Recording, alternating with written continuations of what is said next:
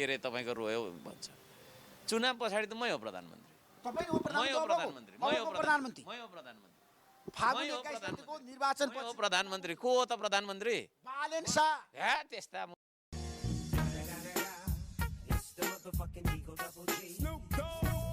तपाईँले हाम्रो संवाद भइरहेछ, हामी बनाउँछौँ। मैले गरिरहेको थिएँ तर तपाईँलाई धोका दिए होइन उनीहरूले? उहाँहरूले धोका दिए त भन्दिनँ, खोइ के थियो उहाँहरूको मनमा, अर्कै कुराहरू थिएछ के रहेछ जुन अहिले देखिँदैछ त तपाईँलाई हाइज्याक गर्न सक्नुहुन्न, उहाँ त बालेनजीलाई हाइज्याक गर्न सक्ने मान्छे। त्यस्ता जाब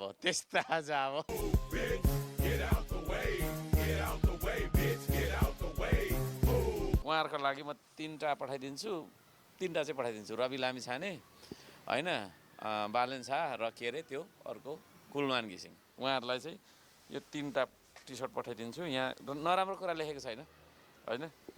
देश सोच्न सकौँ, म देश बोल्न सकौँ, देशकै कर्म गर्न सकौँ, देशकै लागि मर्न सकौँ, यो चाहिँ दिइपठाउँछु म होइन। यहाँ हर्क साम्पाङको फोटो राखेको टी सर्ट लाउनुपर्छ, किनभने हर्क साम्पाङ मात्रै हो यो देश बनाउन सक्ने भनेर उहाँहरूले स्वीकार्नै पर्छ। छुनै सक्ने स्थिति रहेनछ होइन। अब हेर्दै जानुहोस्, रवि बालेन तपाईँको छैन के अरे यो के अरे कुलमानसँग। अब एमाले कङ्ग्रेस माओवादी त छैन होला, नेपाल कम्युनिस्ट पार्टी यिनीहरू सबै पनि मिल्न सक्छन् श्रम संस्कृतिको विरुद्धमा, तर पनि श्रम संस्कृतिलाई हल्लाउन सक्दैन। जानुहोस् गाउँमा जानुहोस् होइन। पहिला मैले एउटा उसमा अलि हाँस्दै भनेको थिएँ, त्यही अब अलिकति भनौँ न हास्य शैलीमै, गोठमा बाँधिराखेको गाईलाई सोद्धाखेरि पनि माटो भन्छ। पाखामा चढ्दै गरेको बाख्रालाई सोध्नुहोस्, माटो भन्छ।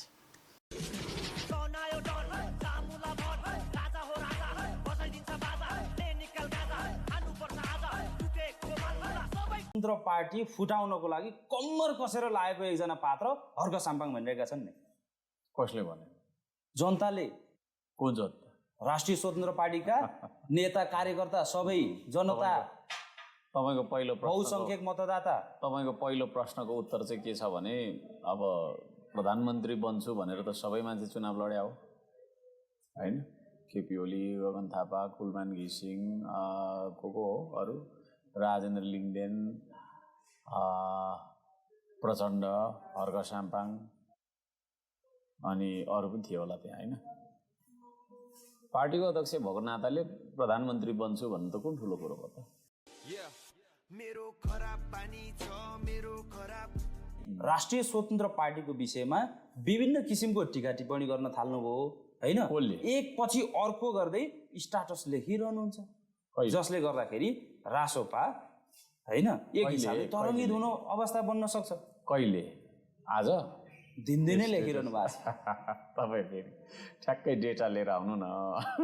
दिनदिनै लेखिरहनु भएको छ। सबैभन्दा धेरै स्टाटस लेख्ने, सबैभन्दा धेरै विरोध गर्ने व्यक्ति भनेको हर्क साम्पाङ। यस्तो छ, अब प्रतिपक्षको कामै प्रश्न गर्ने हो। अब त झन् धेरै हामी प्रश्न गर्छौँ, त्यसको हरेक प्रश्नको उत्तर चाहिन्छ।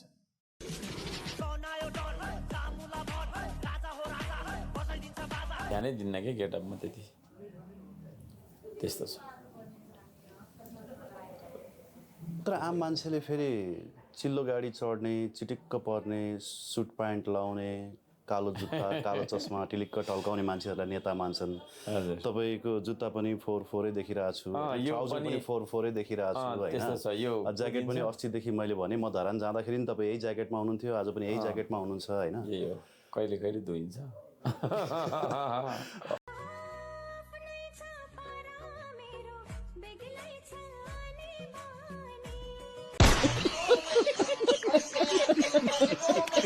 अब राजनीति गरिसके पछाडि अलिअलि स्टन्ट पनि त गर्नुपर्छ नि सर। अनि यदि सादा सिम्पल होइन सामान्य हिसाबले राजनीति हुन्छ त भनेर प्रश्न गर्दै हुनुहुन्थ्यो अघि यही नजिकै मेरो साथीहरू।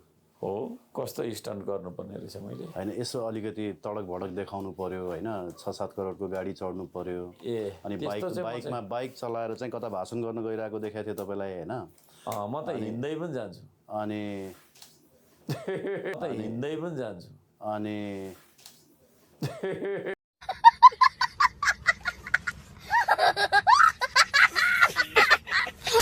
सबै भिजन मनपर्छ तर अलि बढी जातिवादी भए भन्छ कि जातिवादी कसरी भयो मेरो प्रश्न मलाई थाहा छैन प्रायः सबैलाई सोध्छु म अब इन्टरभ्यू लिँदै हिँडिरहेको हुन्छु प्रश्न सबैलाई सोधिरहेको अघि भर्खर तपाईँकै प्रश्नमा एउटा के तपाईँले भन्नुभयो भने राजावादी पछाडि के भन्नुभयो ब्राह्मणवादी बोल्नु न तपाईँले आउँछ मेरो शब्द मुखबाट म उच्चारण गरिदिन्छु बोल्नु भएको छ पहिला त्यसले चाहिँ त्यो तपाईँले भनेको दोस्रो शब्द छ त्यो शब्दले चाहिँ त्यो भने हो मैले बारम्बार भनेको छु आमसभामा भनिरहेको छु मैले त होइन केपी ओलीको पार्टी केपी ओली भनेको बाहुन हो कुमाई बाहुन केपी ओलीको पार्टीलाई त हामीले बाहुनको पार्टी भनेनौँ त्यहाँ त थुप्रै राई लिम्बुहरू कुदिनेको देख्छु है